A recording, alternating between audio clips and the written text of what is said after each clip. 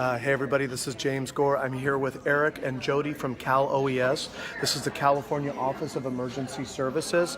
There's been a lot of questions about site removal, debris removal, other things, and specifically about this piece of paper, which is the debris removal right to entry permit. If you choose to go with this resource, which is what the primary and the majority of people are going, there's a couple things that we want to go over, a lot of questions we've had from the community, and Eric and Jody are going to provide a few clarifications. So let's jump in. Yeah, thanks. So a lot of people are concerned that we're going to be sending folks a bill at the end of this. What we're going to be doing is working to collect any proceeds in your insurance specific for debris. And so the next obvious question a lot of times is, well, I don't have a debris clause in my insurance. What I've got is a category that includes the money for my rebuild.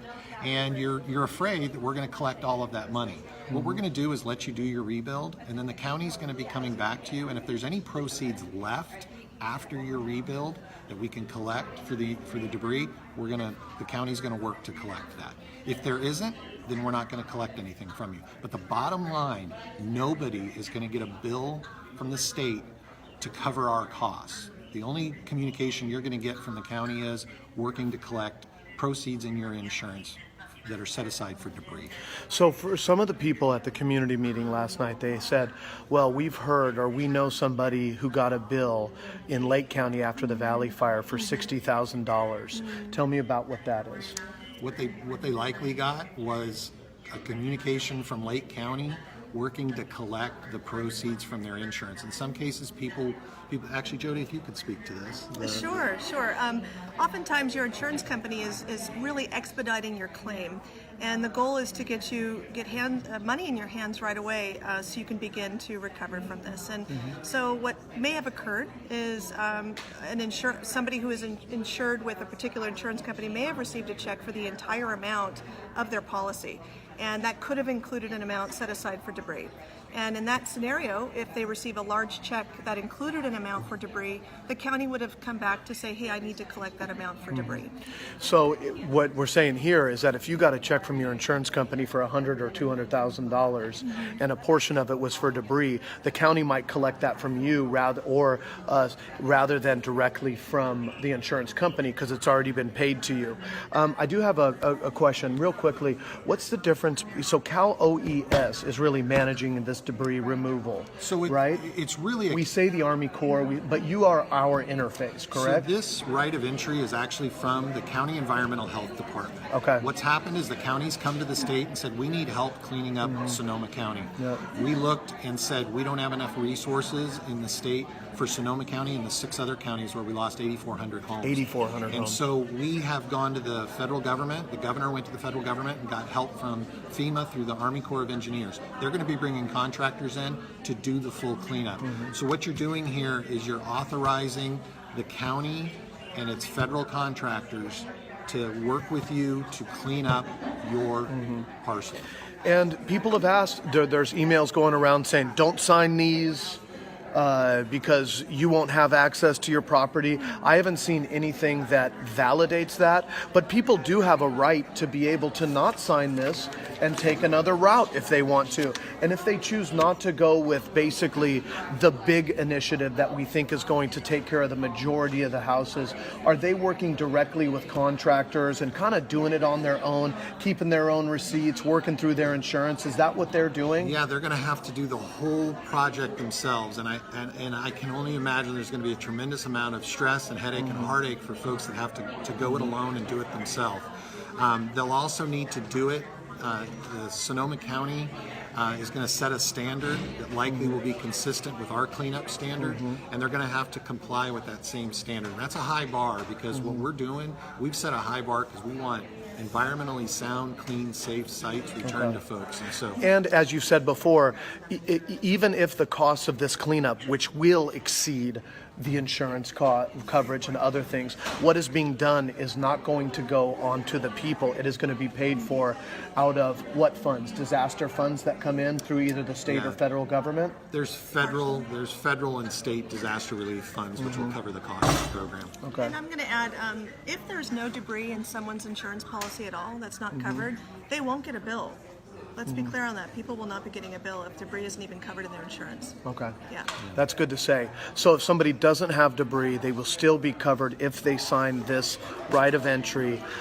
We can't speak for if they will be covered if they go in and get their own a contractor outside of it and what they're going to have to do. I think a couple other things is one is, so you pointed out, I'm about foundations. I'm just gonna go through these points on the right of way. You first of all pointed out this area. So this is point number right one. Here in this form, it specifically says that we will not be billing residents. Owner will not be charged for the work conducted by the county, government agencies, or its contractors. Okay, and then the second part that you underlined? On page 2, in this second paragraph, the beginning of the paragraph speaks to if you've got a clause in your insurance for debris, we're going to look to collect that. But if your debris coverage is part of a larger category, we will not be, and I apologize, reading it upside down here, but payment to the county shall be limited to the unused benefit amount, if any, in that coverage category after the residence is rebuilt. What does that mean? Well, that means that we don't want to affect your ability to rebuild. So if your debris is covered as part of a larger category, you're going to be allowed to rebuild, and if there's any proceeds left, then the county will look to collect that. Okay. Third thing, you and I were talking about foundation removal. You're getting some questions from people who are saying, hey, why remove my foundation? What's the response to that? It's a reasonable concern. Some people feel like the extreme heat of the fire didn't compromise their foundation. Historically, in our program, we found that it oftentimes does. But if you believe that yours is fine and you want to hire an engineer and do an assessment, you completely can do that. And then you can move forward and do the cleanup yourself. But if we're going to do the cleanup, we're going to remove the foundation. You're going to remove the foundation, but also get in there and be able to test for soil quality, so there's a clean bill of health. That's one of the parts of it you said too, right? Okay. The other thing that came up was septic systems. Some people were worried about you guys taking heavy machinery in there and maybe ripping out a drip line or the leach fields or other things. What's critical on this form in particular, is the blank page on the back. Is the blank page with on all the back. lines. Exactly. Most important page of the document, actually. So somebody can sketch out what we shouldn't be touching, basically. Okay. Yeah. And as you know, we're going to be pulling out the foundation, so that wouldn't be part of this back page here. But bottom line, if it's septic, drip lines, all those things that people want not touched, they need to articulate that on the back page. What else should they put on that back page? Should they write? Should people be writing, hey, please watch out for my grandma's ring in the upper corner? Absolutely. Whatever concerns they have should be articulated on the back. Okay. They can. If there's something that they know that they feel confident probably survived, they can call that out to us. The contractors will try to find it, but there's no guarantee that we're going to be able to find a jewelry box that somebody thinks may still be intact. Yeah. But our contractors historically, if they come upon something that looks pretty obvious, we ought to set it aside, they try to set it aside and notify the owner. So the communication with the owner is kind of important too. There's been a lot of questions about how do we talk to the contractor. This is the primary way to communicate to our construction team, our contracting team. If they see something on here that's going to affect their ability to clean up your site, they will call you and talk to you about that. So people can put their info here. Can people? You said last night in reasonable circumstances, people could be on site or when people are doing work because they have a right to be next to their property. Obviously, people don't need to be over there look-see-looing and directing where the trench work and where things are done. But at the same time, what you said is it is appropriate for people to communicate with the contractor and be there. So the primary communication is going to be this form and phone call communications. Okay. There's not going to necessarily be a full site survey where you walk the site. There will, if we can safely allow you to be at your property and not be harmed by our equipment, we'll allow that to happen. But you're really not going to be able to supervise the project, but you'll be able to observe it. Okay.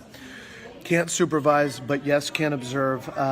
So we've gone through septic, we've gone through foundation removal, we've talked about other things. There's been a lot of questions that come up, but I want to reiterate that this opportunity to work directly through CAL OES and basically the Army Corps and others to deliver these projects. I don't want to say it's the quick and dirty approach, but it is the streamlined approach. Is I think the better way to do it.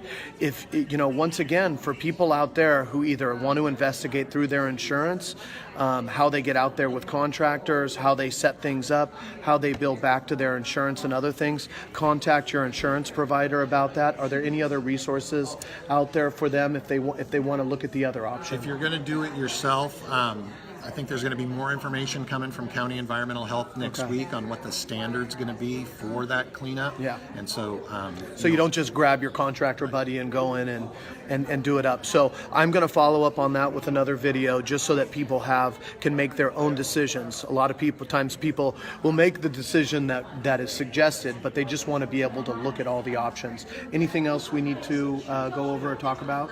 I'd like to cover household hazardous material sweeps that are going to be beginning. And Eric, would you like to talk about the governor's order today? Or? Yeah, so this morning, Governor Brown issued an executive order that gives the U.S. EPA and the State Department of Toxic Substances Control the authority to clean up household hazardous waste on every home site that was burned. Sonoma County has determined that all of the home sites that were lost in Sonoma County are a public health and safety hazard. And so crews from the U.S. EPA's Region 9 office are going to be entering all those properties. If you're there on your property, they'll work with you. If you need to stay there and continue to sift, they'll come back. They'll communicate with you, but they'll ask you to step off the site so that they can remove batteries, propane, toxic liquid waste that's there. Get all of those off the site. This is irregardless of whether you decide to move forward with the full cleanup. It's a public health and safety threat, and so we want to make sure to remove that debris. And when I was in Coffee Park recently, and we're going to work on reopening places like in Bennett Valley and Bennett Ridge, but also Mark West, Larkfield, Wickiup, really heavily impacted areas. When you arrive, there will already have been a hazardous waste removal scan done on those sites. That's what is in the paperwork that you got. But once again, this would be more of a detailed scrub. I imagine what we have been told, what has been done so far, is like the big propane tanks, the big other stuff. The utilities and the other things have gone in and done that. So I think that's a good thing. And then you were going to mention hazardous household items. That's what's starting because of the governor's executive order now. So, but for people who are out there fishing around in the ashes, they should have the right materials. Yes. And they should make sure that they're prepared. For those on county unincorporated area, you might see that the Coffee Park area there was passing out buckets with materials, but also packets with information that said what to do, what to be careful of. A lot of people weren't reading that information. Do it. It's all in there. On the county side, my understanding is it's not going to be buckets. It's going to be plastic bags that have all that information. You also, what they tell you to do is with all the materials you use, you leave them on site. They come in the evenings and they pick up that trash and that garbage. There will be instructions when you register in there, but this is also going to be a long-term thing. Outside of that, don't be spooked out. It's a little Orwellian at times because there's speakers out there saying, be careful. There's speakers going out everywhere telling people when to get free lunches, where to walk, going throughout the community. It's a crazy situation. And the final thing is I encourage people to take folks out there to help you who might not just be your affected family members. There was a lot of people who were able to have, I hate to say it, but a non-emotional ability to help folks organize, to look through areas. I saw a lot of people.